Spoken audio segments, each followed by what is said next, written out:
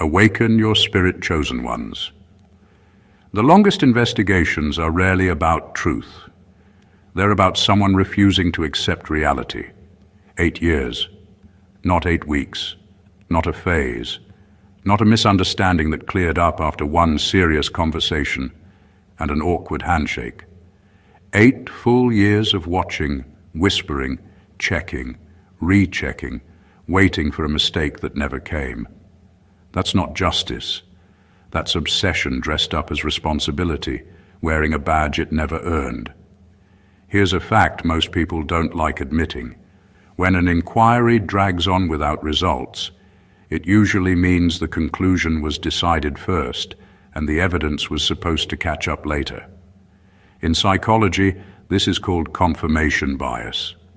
In real life, it looks like grown adults burning time, energy, and credibility just to avoid saying one uncomfortable sentence. We were wrong. And instead of owning that, they keep digging, hoping reality eventually cooperates. Spoiler alert, it rarely does. What makes this story unsettling isn't the time wasted, but the confidence with which nothing was found.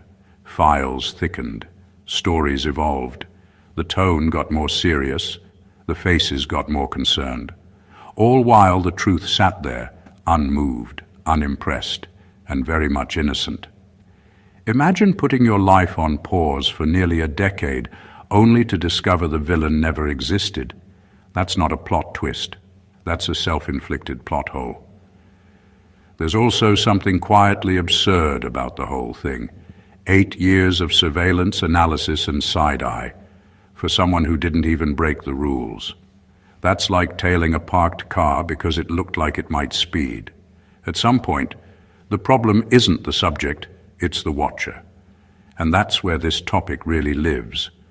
Not in what was done, but in what wasn't. Not in guilt, but in projection. This is about how people can spend years hunting for a crime simply because accepting innocence would force them to confront their own fear, ego, or wasted effort.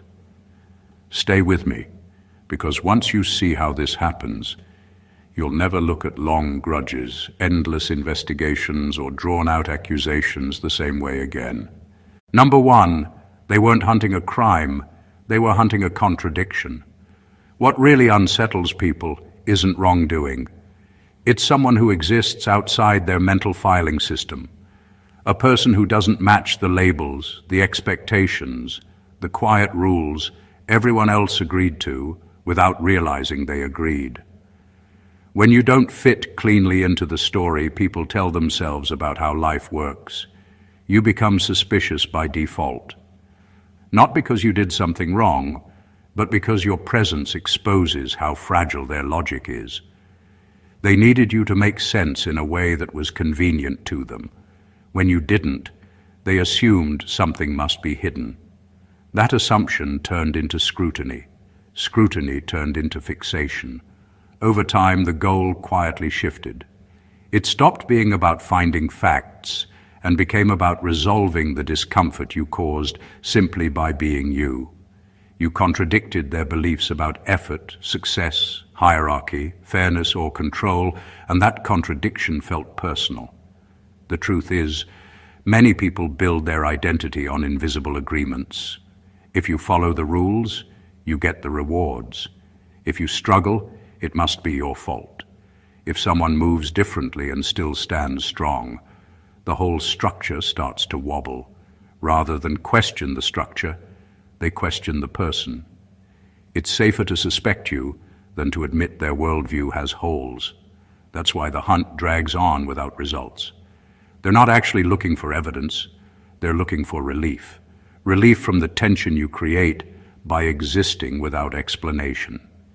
Every year that passes without finding fault only deepens the need to keep looking, because stopping would mean accepting a painful possibility, that nothing was wrong with you at all, and accepting that would force them to confront uncomfortable truths about themselves, about choices they made, risks they avoided, rules they followed that maybe didn't deserve obedience.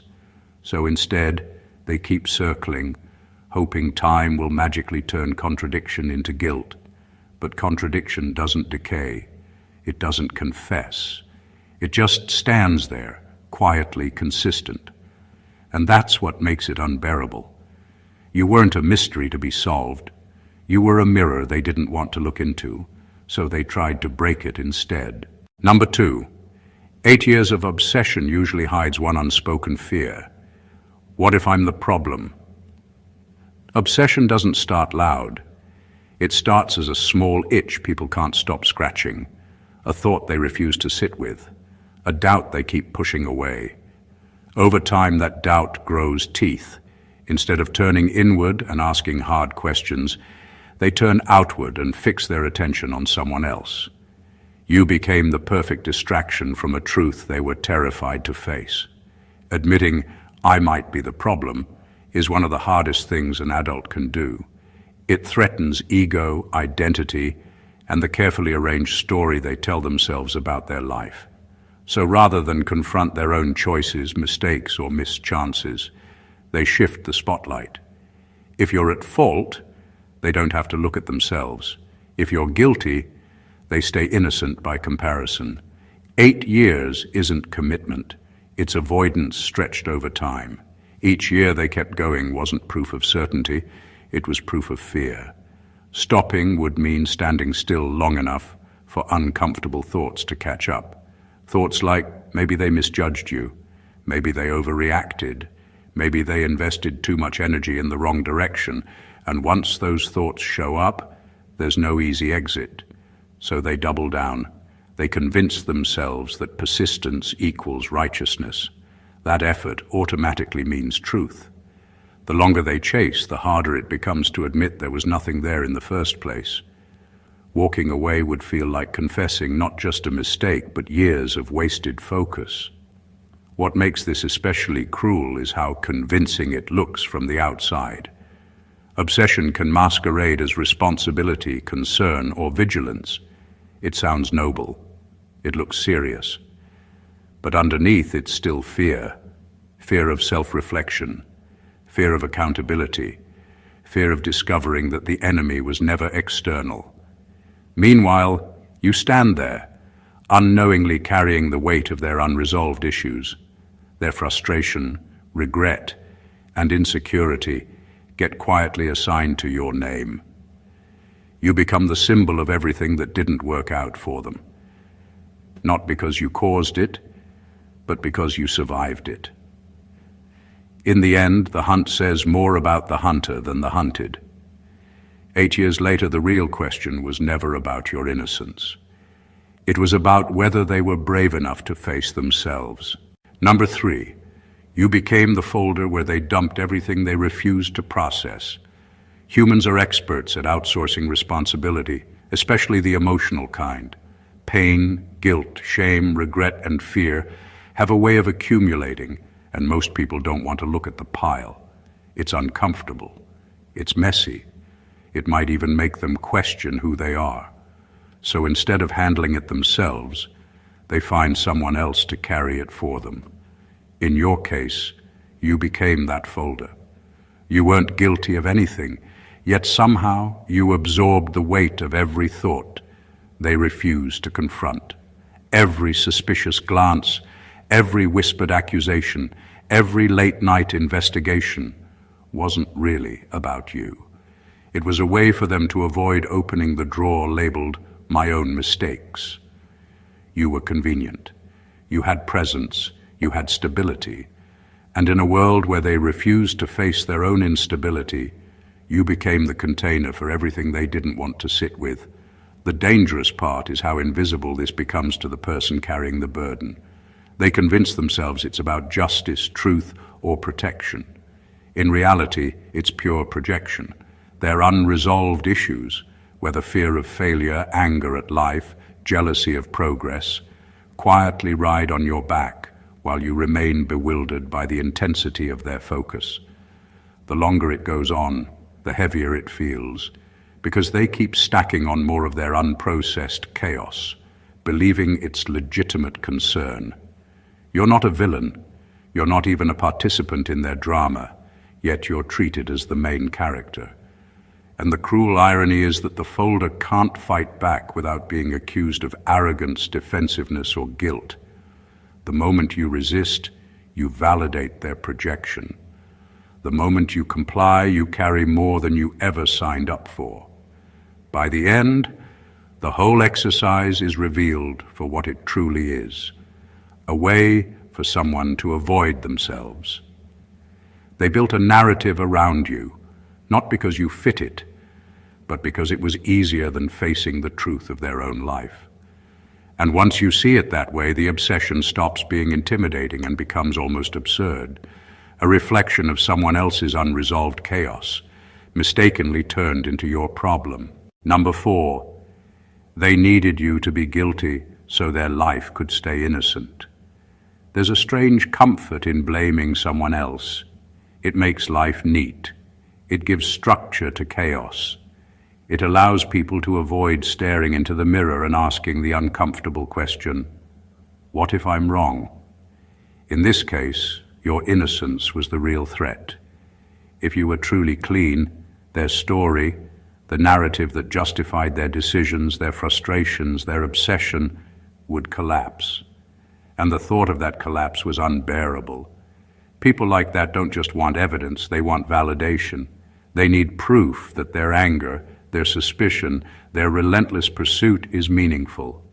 Without guilt, all of that effort becomes a mirror reflecting only themselves. And they are not ready to see that reflection. So they hunt, they accuse, they dig, not because of what you did, but because of what your existence challenges, the illusion of their own moral and intellectual superiority. This is why obsession often outlasts reason. Every claim against you, every imagined misstep, every rumor they chase is less about the truth and more about preserving a narrative that lets them sleep at night. They can convince themselves that they are vigilant, just, careful, responsible. But in reality, they are terrified that stopping, stepping back, or admitting error would strip away the protective layer of self-righteousness. Your innocence threatens that layer. And here's the quiet cruelty of it. The more innocent you are, the more absurd their hunt becomes, and the harder it is for them to stop. If they admit you did nothing wrong, they must admit that years of their life were spent obsessing over a ghost of their own making. That's a kind of reckoning most people avoid at all costs. So they keep going, they chase shadows, they interrogate reality itself, and through it all, they disguise fear and ego as diligence. Meanwhile, you exist, unshaken and untouched, quietly exposing the ridiculousness of their obsession. The irony is brutal. Your innocence, something they wish were weakness, becomes the weight they can never bear. Number 5, long investigations often mean there was never real evidence to begin with. When someone spends years chasing a person for a supposed crime that never happened, it's tempting to assume there's some hidden proof, some smoking gun they're just not finding. The truth is far more revealing. When the evidence is absent, obsession fills the gap. People refuse to admit there's nothing to find, so they fabricate reasons, reinterpret harmless actions, and twist coincidences until the emptiness feels meaningful. The longer it goes on, the less about truth it becomes, and the more about preserving their own story. The irony is sharp. Investigations are supposed to clarify reality, but in these cases they actually obscure it. Every step forward, every phone call, every file examined becomes less about uncovering facts and more about justifying the hunt itself. They convince themselves that persistence equals progress, that volume can replace substance. 8 years of searching, checking, questioning, all of it masquerading as diligence, when in reality it's a desperate attempt to manufacture something that was never there. This isn't just about inefficiency or obsession, it's about projection. They don't want to admit the absence of evidence because that absence forces a confrontation with their own misjudgment. If nothing proves guilt, The only conclusion left is that they were wrong, and that conclusion is heavy. It undermines their confidence, their authority, their sense of purpose. So instead they continue, piling time and energy onto a hollow premise, hoping that if they dig deep enough, meaning will appear. Meanwhile, the person being hunted becomes almost mythical in their mind. You aren't guilty, but your very innocence is reframed as cleverness, manipulation, or hidden intent. Every ordinary choice is scrutinized as though it were a confession in disguise. Every calm response is read as a smokescreen. The reality that nothing happened, nothing was broken, nothing was owed, that truth becomes invisible. In the end, long investigations often reveal more about the hunters than the hunted. The obsession, the projections, the wasted years, all of it is a mirror reflecting fear, ego, and insecurity. The evidence wasn't missing because it was hidden. It was missing because it never existed. And that is the most uncomfortable truth of all. Number 6, they chased you because you moved without asking permission. Most people live life like it comes with an invisible instruction manual, and anyone who ignores the manual instantly becomes suspicious. Rules aren't always written down, but they are agreed upon silently, enforced unconsciously, and obeyed almost instinctively. When you act freely without seeking validation or following the invisible protocols, it doesn't just catch attention, it threatens it. That's why they fixated on you, not because you did something wrong, but because you refused to ask for permission to exist on your own terms. To them, your independence looked like defiance. Your choices, your timing, your calm confidence, all of it was interpreted as arrogance or guilt. You didn't fit into their neat categories of control, so they assumed there had to be something to catch. They couldn't tolerate the idea that someone could move, succeed, or live without reference to their approval. It's easier to hunt than to accept that the world contains people who aren't waiting for permission slips. This is the subtle cruelty of it. You weren't making waves. You weren't doing anything extraordinary in the literal sense. You were just existing as yourself, operating on your own logic, following your own rhythm. But to people bound by the unspoken rules, your self-determination becomes a threat. It forces them to confront a part of themselves they prefer to ignore. The part that obeys out of fear, the part that doubts, the part that avoids risk at all costs. So they chase, they accuse, they scrutinize. Every action of yours is reinterpreted, reframed, and questioned because it dared to exist without permission. And while they are busy policing your freedom, they fail to notice the most important thing. Nothing about your life required their approval. Your choices weren't rebellion, they were just reality. And the irony is savage. The more they try to contain you, the more obvious it becomes that your life isn't theirs to control.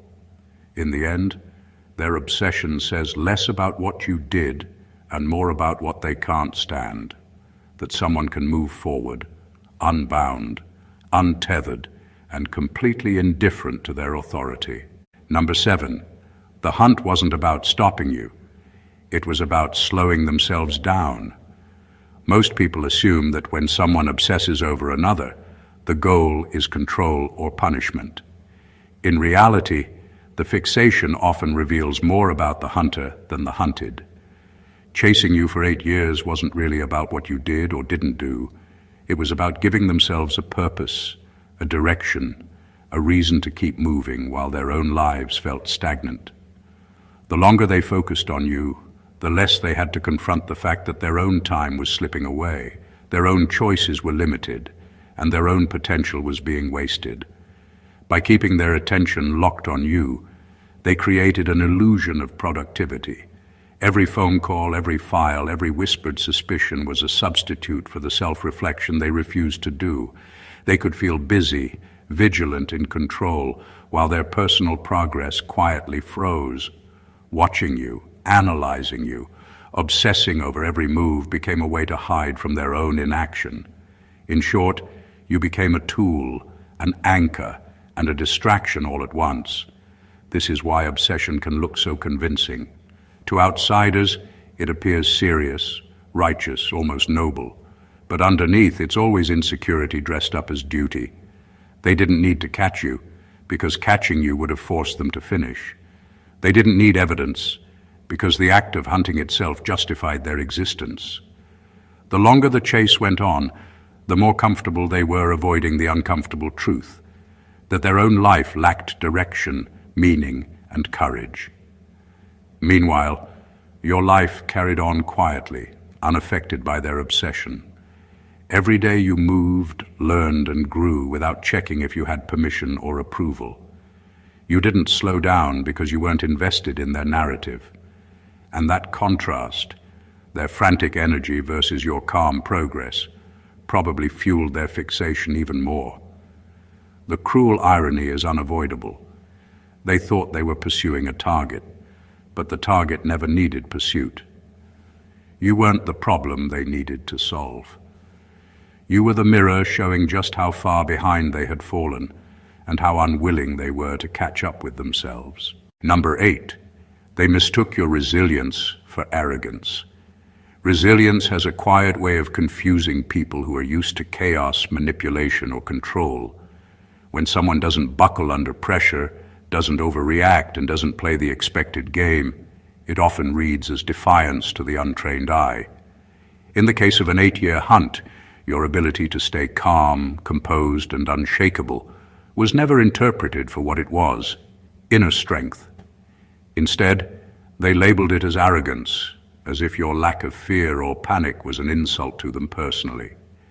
People obsessed with control are allergic to resilience. They can handle mistakes, misunderstandings, and even rebellion if it fits their expectations. But when someone withstands pressure effortlessly, when accusations and scrutiny slide off without leaving cracks, it throws them into confusion. They want you to break, to respond the way their narrative demands. When you don't, they assume it's because you feel superior, because you're above them in some imagined hierarchy. In truth, it's not superiority. It's endurance. It's quiet confidence. It's knowing who you are, independent of their projections. This misinterpretation fuels obsession. Every time you stay calm in the face of scrutiny, every time you refuse to justify yourself unnecessarily, every time you continue living your life without apology, it challenges their ego. They begin to spin stories, invent motives, and create evidence in their mind just to explain why someone could possibly withstand scrutiny without flinching. Your strength becomes their problem because they can't comprehend that resilience doesn't require explanation. The irony is brutal. Your survival and composure, the very things that allow you to move through life with clarity, are the things that make them spiral.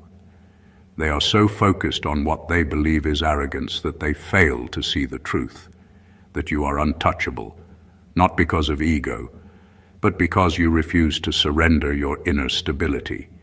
Your calm isn't a challenge to them. It's a reflection of reality, and they are desperate enough to call it arrogance rather than admit they are powerless to shake it. In the end, resilience is misunderstood, feared, and often attacked, but it is also untouchable. No amount of obsession can break something that isn't brittle to begin with. Number 9, 8 years is not persistence. It's denial wearing discipline's clothes. When someone spends nearly a decade hunting another person for something that never happened, it might look like dedication from the outside. But real persistence is purposeful, measured, and guided by truth. What this really is denial masquerading as discipline. They've convinced themselves that relentless effort equals legitimacy, that time spent equals results, and that obsession equals righteousness. None of it is true. They aren't disciplined. They are trapped in a story they refuse to rewrite.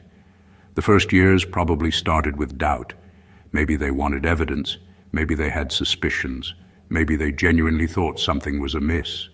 But as time went on and nothing concrete emerged, Logic demanded a pause, a re-evaluation, a reality check. Instead, they doubled down. Each day without evidence became proof in their mind that more digging was needed, not that the premise was wrong. Denial grows like a vine. It twists reasoning, strangles clarity, and convinces people that chaos is control. This is what makes the obsession so tragic and absurd.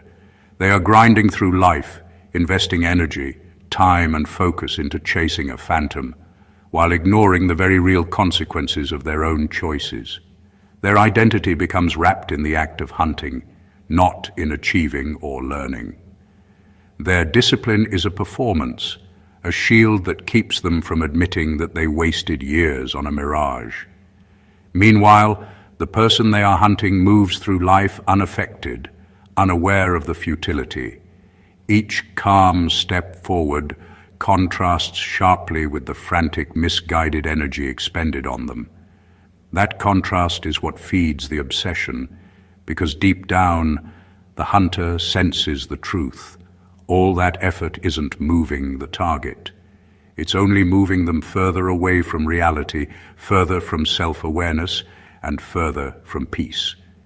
In the end, 8 years of hunting proves nothing about the hunted.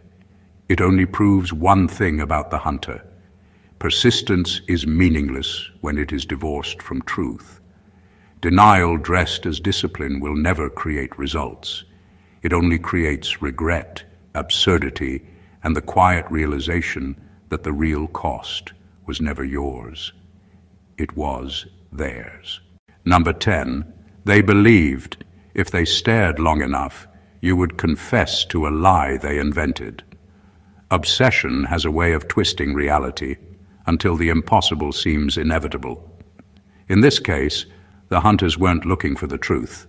They were looking for confirmation of the story they had already written in their minds.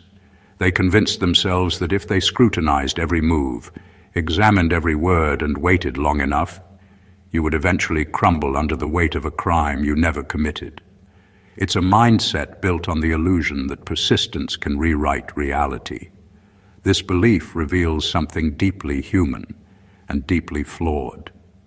When people are desperate to justify themselves, they start treating imagination as evidence. They interpret calm as guilt, independence as defiance, and innocence as cunning. Every ordinary action becomes suspicious. Every explanation seems rehearsed. Every silence is a confession in disguise. The longer the hunt goes on, the more they rely on hope over fact, on fear over reason. In their eyes, the truth isn't enough. It must bend to satisfy their obsession. It's also a form of psychological projection. They assume that because they would eventually break under scrutiny, so must everyone else. They don't see that people can endure pressure without guilt. They don't see that innocence doesn't need a confession. Their whole hunt depends on a lie they want to be real, that your calm, your consistency, your freedom to live is a mask hiding wrongdoing. Meanwhile, you continue to live your life, unaffected by their narrative. You don't confess because there's nothing to confess. You don't break because their obsession cannot touch what isn't theirs to touch. And that fact, the quiet indifference of reality, is the sharpest blow to their ego. Every day they spend staring, waiting, and scrutinizing is another day they fail to produce what they so desperately crave. Proof that they were right. In the end, the tragedy isn't that they hunted you. It's that they hunted a shadow of their own making. They created a crime in their minds, invested years chasing it, and failed to see that the confession they hoped for would never come because it was never supposed to. Reality doesn't bend to obsession, and the truth doesn't apologize for existing. Number 11. Your calm wasn't strategy, it was clarity. People love to believe calm is calculated. They assume silence, restraint, and composure are tactics designed to manipulate outcomes. But real calm doesn't come from strategy. It comes from clarity. It comes from knowing exactly where you stand, what you did, and what you didn't do. When you are clear inside, there's nothing to perform, nothing to prove, and nothing to rehearse. You're not managing impressions, you're simply existing in truth. That's why your calm unsettled them so deeply. They expected panic, defensiveness, over-explaining, or cracks. Those reactions would have made sense to them. Instead, they were met with steadiness. No scrambling, no emotional chaos, just consistency. To people operating from suspicion and fear, clarity looks suspicious because it doesn't follow their emotional script. They mistake peace for calculation because they themselves are always calculating. Your calm wasn't an act of confidence meant to intimidate. It was the natural result of not carrying guilt. Guilt makes people restless. Innocence allows stillness. When there's nothing to hide, there's no urgency to control the narrative. You didn't need to rehearse your truth because your truth wasn't changing. That kind of inner alignment doesn't shout. It doesn't posture. It doesn't rush. And that's precisely why it's misunderstood. The longer the scrutiny went on, the clearer this became. While they grew more frantic, more imaginative, and more desperate to provoke a reaction, you remained grounded. Not because you were winning, but because there was no game to play. They were chasing a version of you that didn't exist, while you were simply living as yourself. That contrast quietly exposed the imbalance. Calm doesn't compete with chaos. It outlasts it. In the end, your clarity became the most frustrating evidence of all. It couldn't be twisted, cornered, or broken down. It didn't offer drama or confession. It just stayed the same. And that's the power of clarity. It doesn't need defense. It doesn't argue. It simply remains, untouched by the noise around it, long after the noise exhausts itself. Number 12. The real shock wasn't that you were innocent. It was that they looked ridiculous. After 8 years of chasing someone for a crime that never happened, the final reveal should have been dramatic, right? Justice served, truth uncovered, lesson learned. But the real punchline wasn't your innocence. It was the absurdity of their obsession. All that time, all that energy, all those whispered accusations and midnight theories, and it led to nothing. The hunter, so certain of their own cleverness, ends up looking foolish, almost comical in the eyes of anyone who sees the truth. That's the part they never prepare for, the mirror reflecting their own ridiculousness. It's easy to get lost in the hunter's perspective, imagining them as powerful, relentless, or fearsome. But obsession without reason is self-defeating. Every surveillance session, every whispered suspicion, every attempt to catch you became a testament to their own inability to face reality. They thought they were crafting a narrative where you fell, but the narrative collapsed on them. Years of effort produced nothing but embarrassment, showing how obsessive behavior can amplify flaws instead of resolving problems. What makes this especially sharp is the contrast. You weren't hiding. You weren't clever or evasive in the traditional sense. You were just living, calm and unaffected.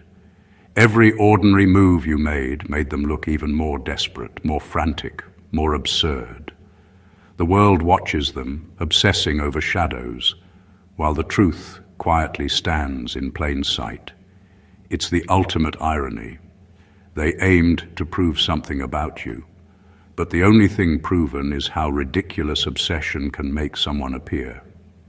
This moment of revelation is brutal because it's not just public embarrassment, it's existential.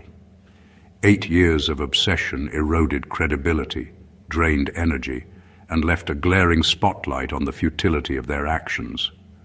They spent nearly a decade trying to create guilt where none existed, and in the process, they became the story people tell when cautionary tales are needed. The shock, then, isn't your innocence. It's the humbling, almost laughable lesson that chasing shadows never makes you wise. It just makes you the punchline, and no amount of effort can rewrite that truth. Number 13. When the hunt ended, They were left alone with themselves, and that was the real punishment. After 8 years of relentless chasing, there comes a moment when the obsession runs out of steam. No evidence, no confession, no validation, just silence.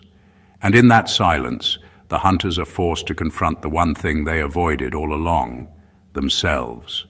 For years, they projected their fears, insecurities, and frustrations onto you, using the hunt as a shield against introspection. But when the chase ends, there's nowhere left to hide. The weight of wasted time, misguided energy, and the choices they refuse to face finally lands squarely on their own shoulders. This is the cruel irony of obsession. They thought they could exhaust someone else, bend reality, or prove a point. Instead, they exhaust themselves. Every plan, every theory, every minute spent scrutinizing your life was a minute stolen from their own. Careers stagnate, relationships fray, and opportunities vanish while they are busy polishing the idea of guilt that never existed. And when it's all over, the emptiness isn't liberating. It's a haunting mirror reflecting years of misdirected energy and unresolved fear. The loneliness isn't just social, it's existential. They were so invested in defining you as the problem that they neglected to define themselves. Who are you if the obsession disappears? What do you do when the villain you created turns out to be nothing more than a shadow of your own making? That's the punishment that no amount of justification can soften. The confrontation with a self that feels smaller, weaker, and more lost than when the hunt began. Meanwhile, the person who was hunted moves on, free of suspicion, unaffected by years of relentless focus. The contrast is stark, almost vicious in its clarity. You aren't carrying regret or guilt. You didn't invest yourself in the obsession. You remain intact, untouched, and stronger for it. And the hunters are left with only themselves, staring at the absurdity of 8 years wasted on a ghost, forced to reckon with the fact that the real target all along wasn't you. It was their own unwillingness to face their life, their failures, and their truth. In the end, freedom isn't always about escaping blame. Sometimes it's simply surviving when others can't survive themselves. Number 14. The final irony is this. They trained you for pressure while they trained themselves for regret. There's a strange lesson hidden in being hunted for 8 years. Every accusation, every whispered suspicion, every attempt to corner or intimidate you became unintentional training. You didn't ask for it, you didn't plan it, but enduring years of relentless scrutiny forged a resilience most people never experience. You learned patience, clarity, and the quiet strength to exist without apology. You learned to carry yourself through tension without giving it the power to define you. Each time they tried to provoke, manipulate, or control you, you became sharper, steadier, and more self-assured. Meanwhile, the hunters were building nothing but their own regret. Every hour spent tracking you, every minute wasted on speculation, and every ounce of obsession was a brick in a monument to futility. They were training themselves to chase shadows, to misinterpret truth, and to inflate their own importance while shrinking their perspective. Their obsession didn't make them clever. It made them blind. It didn't make them disciplined. It made them desperate. While you walked away stronger, they walked further into frustration, anger, and a profound sense of wasted time. The irony is brutal because it flips the roles of power.